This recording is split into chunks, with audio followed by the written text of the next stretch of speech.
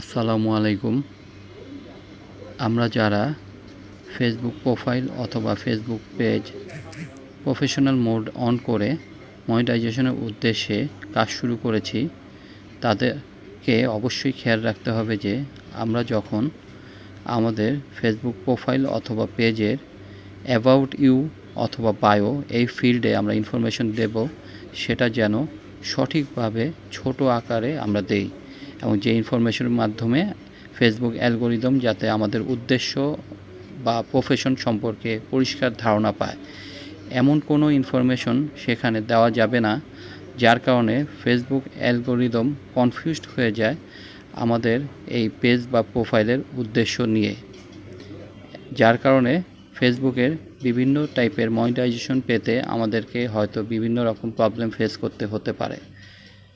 তো আমি নতুন ইউজার হিসেবে এই প্রবলেমটা পেয়েছি এবং সলভ করেছি।